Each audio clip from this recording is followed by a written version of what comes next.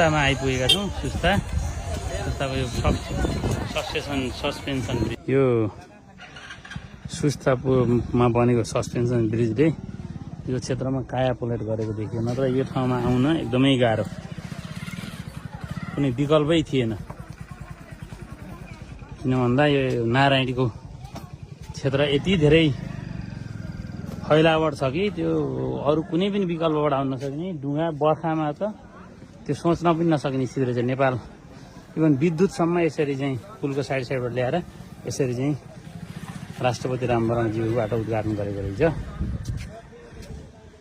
एकदमै धेरै यो सुस्ता गाउँ हुने कुनै विकल्प नभएको यो पुलले नै 1571 मिटर लामो सस्पेन्सन ब्रिज, सायद नेपालको सबैभन्दा लामो होला यो ब्रिज।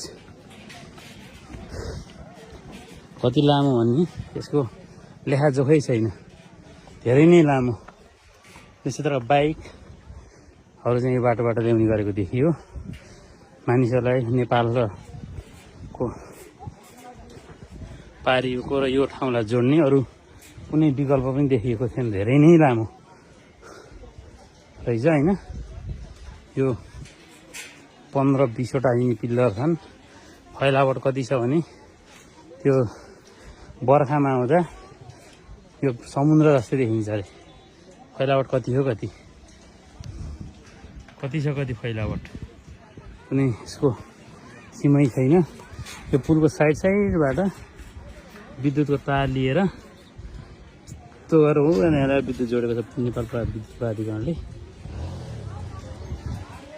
यो ब्रिज एकदमै लामो र यो ठाउँको लागि एकदम जरुरी देखियो। नभए काठका डुङ्गाबाट पार गर्नुपर्ने बाध्यात्मक अवस्था रहेको, जसले गर्दा जोखिममा पनि पर्न सक्ने देखिएको। यसरी बाइकहरू चाहिँ नेपालको बाइकहरू यही बाटो आउने गरेको देखियो। नारायणीको फैलोबाट देख्न सकिन्छ कति छ हेर्नु त। यसरी मान्छेहरू यो पुलबाट ओहोरदोहोर गर्ने। यो एकदमै सस्पेन्सन ब्रिज धेरै नै लामो, सायद नेपालको सबैभन्दा लामो सस्पेन्सन ब्रिज यही नै होला। अब नारायण मान्छेहरूदेखि बाइक सबै हिँडै भिड एकदम धेरै आएको देखियो। उहाँ स्टिमर चढेको पर्यटन टेवा परेको देखिन्छ होइन। नेपालको चाहिँ सबैभन्दा सायद सम्भवतः नेपालको सबैभन्दा लामो